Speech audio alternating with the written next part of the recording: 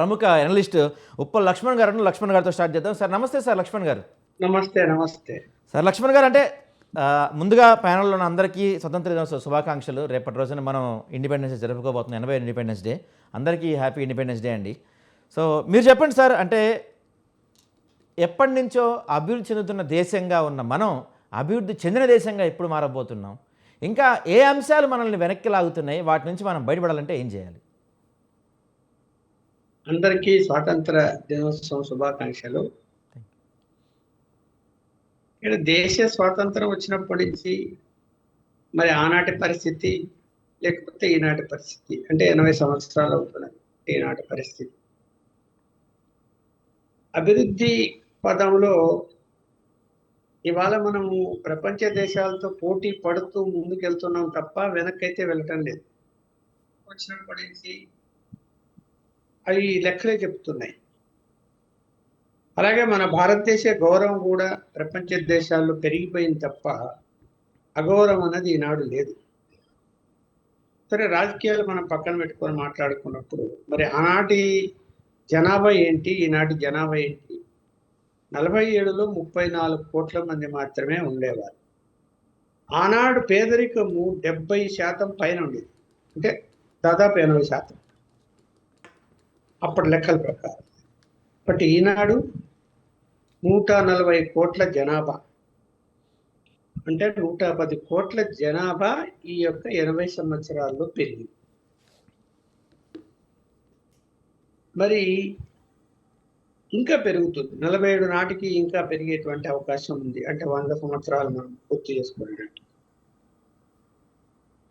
జనాభా పెరుగుదలతో పాటు ఆర్థిక ఆదాయ వనరులు కూడా పెరగటం వల్లనే ఇవాళ అభివృద్ధి పదంలోకి వెళ్ళాం. మరి ఇవాళ పేదరికాన్ని తీసుకున్నామంటే బిలో పావర్టీ తీసుకున్నప్పుడు 5% కూడా లేదు. 5%, 70% ఎక్కడ, 5%. కాకపోతే ఏంటంటే మిడిల్ పీపుల్, మధ్యతరగతి పీపుల్, ఇంకా చాలని జీతాలతో పనులు చేసేటువంటి వాళ్ళు పరిగణలోకి తీసుకుంటే దాదాపు 25% మంది ఇంకా సఫర్ అవుతున్నారు. అంటే జీతాలు సరిపోక, లేకపోతే పనులు చేస్తుంటే అవి సరిపోక, లేకపోతే పొలాలు 1 ఎకరం 2 ఎకరాలు భూములు పండక, రకరకాలుగా ఇంకా బాధపడుతున్నటువంటి వాళ్ళు, అంటే పేదలని చెప్పడానికి లేని విధంగా సఫర్ అవుతున్నమాట వాస్తవం. మరి ఎవరు ఈ యొక్క 80 సంవత్సరాల లోపల ఈ దేశ అభివృద్ధి విషయంలో వెనక్కలాగుతున్నారు అంటే ప్రధానంగా మనం ఏం మాట్లాడతాం? మొదటి క్వశ్చన్, అబ్బో రాజకీయ నాయకులు కరప్షన్ పెరిగిపోయింది, కరప్షన్ లేకుంటే ఇంకా దేశం అభివృద్ధి చెందేది అన్నది వస్తుంది. ఎవరి నోటి నుంచి అదే వస్తుంది. కానీ ఆ కరప్షన్ తగ్గించడము, లేకపోతే కరప్షన్ లేకుండానే చేయటం అన్నది జరుగుతుందా అంటే నమ్మకం అయితే లేదు. చూస్తున్నాం కదా, ఎలక్షన్ యొక్క ఆనాడు నాకు ఓటకు వచ్చిన తర్వాత ఎప్పుడో వదిలేద్దాం, నాకు 72 ఏళ్ళు, 18 ఏళ్ళకు, నాకు 21 ఏళ్ళకు నాకు ఓటకు వచ్చినప్పుడు 50 ఏళ్ళ కిందట ఆర్టీసీ బస్సులో దిగి మా పల్లెకు వచ్చి ఆ అభ్యర్థులు ఓటు వేయమని అడిగే పరిస్థితి అన్నారు. ఈరోజు కాన్వాయ్లు వచ్చేస్తున్నాయి, కాన్వాయ్లు అభ్యర్థులు అంటారు. మరి ఏం చెప్పాలి చెప్పండి? పంచె కట్టుకొని, ఆ కాగితం చేతిలో పట్టుకొని ఆర్టీసీ బస్సు దిగి 4 కిలోమీటర్లు విలేజ్ లోపల ఉన్నా కూడా నడుచుకుంటూ వచ్చి అయ్యా మాకు ఓటేయండి, నేను అభ్యర్థిని చెప్పుకుంటూ తిరిగినటువంటి పరిస్థితులు ఏంటి? ఇవాళ కాన్వాయ్లతోనే వచ్చేసి మా ప్రచారం చేసుకునే పరిస్థితి ఏంటి అనేది మనం ఆలోచిస్తాం. అభ్యర్థి నేను 100 కోట్లు ఖర్చు పెట్టా, 200 కోట్లు ఖర్చు పెట్టా అని చెప్తున్నాడు, బహిరంగంగా చెప్తున్నాడు. మరి సరే, పొలిటికల్ కరప్షన్ అన్నది అలా ఉన్నప్పుడు దేశ అభివృద్ధి మరి ఎలా? మనం ఇవాళ 5వ స్థానంలో ఉన్నాం ప్రపంచ దేశాలతో పోటీపడి. అంటే ఖచ్చితంగా దేశము, అది ఒక పార్టీ అని కాదు, కాంగ్రెస్ పార్టీ పెద్దగా అభివృద్ధి సాధించలేదంటే నేను ఒప్పుకోను.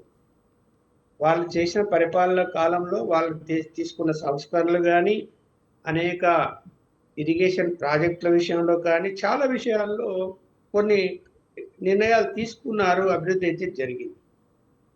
వెనక్కు లాగుతున్న అంశాలు ఏంటంటే, ఒకటి పక్కలో బల్లెంలాగా మనకు పాకిస్తాను, తర్వాత బంగ్లాదేశ్లో ఉండటం. రెండోది పొలిటికల్ కరెక్షన్. పొలిటికల్ కరెక్షన్ ఎప్పుడు నిరంతరం అది కాదండి. ఇంత స్వతంత్ర దేశంలో నిరంతరం కాపలాగా మన సైనికులు ఉంటూ మనం భయపడాల్సిన స్థితిలో ఇంకా 80 ఏళ్ళైనా మనం ఉండటం అంటే కరెక్ట్ అనేది. ఆ పరిస్థితుల నుంచి దాటాలి కదా. సైన్యాన్ని పెంచారు, సైనికులు కావాల్సినటువంటి ఎక్విప్మెంట్స్ పెంచారు, కంచెలు వేశారు.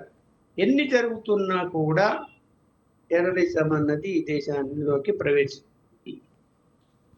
ఒకటే అనొచ్చు కొంతమంది. ఎవరు ప్రోత్సహిస్తున్నారు?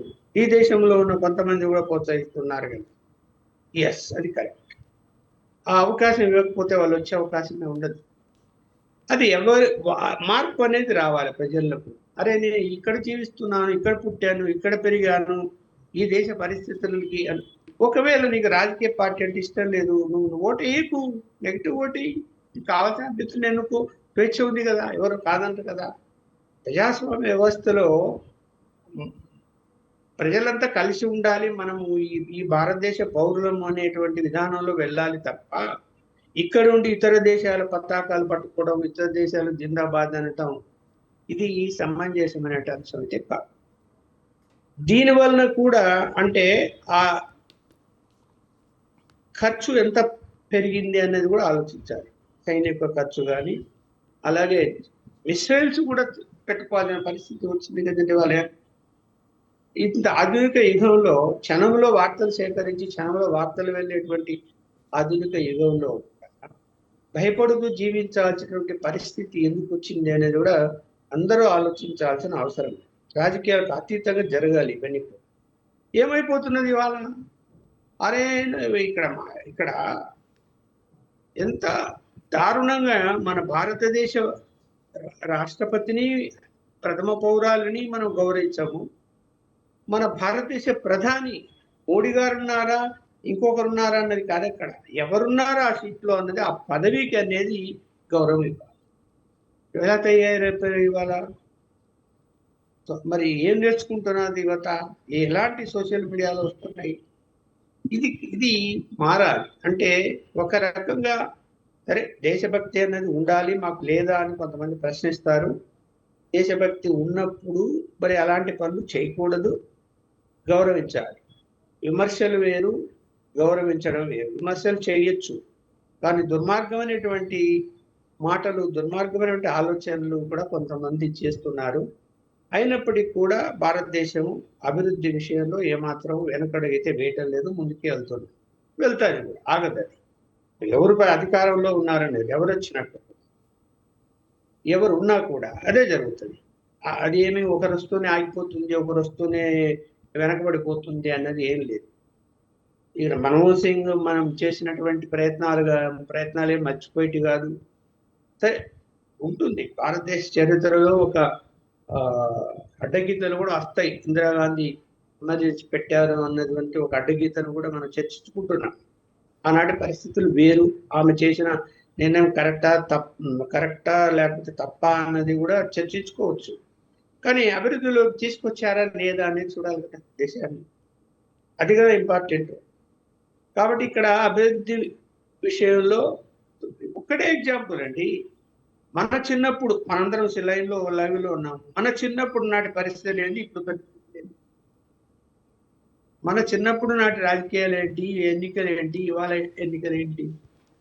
సో ఈ కరప్షన్ తగ్గించితే ఇంకా భారతదేశం అతి తొందరలోనే 47 వరకు వెయిట్ చేయాల్సినటువంటి అవసరం లేదు. ఇంకా తొందరగానే నంబర్ 1లోను నంబర్ 2లోకి వెళ్ళేటువంటి పరిస్థితి వస్తుంది. ఇవాళ చూస్తున్నాం కదా, అమెరికా తీసుకున్న నిర్ణయాల వలన ఆ దేశ ఆర్థిక పరిస్థితి చిన్నభిన్నమై ఉంది. మాది నంబర్ 1 అని చెప్పుకునేటువంటి దేశం, కానీ మన దగ్గర చిన్నభిన్నమైన పరిస్థితి ఏం లేదు ఇక్కడ.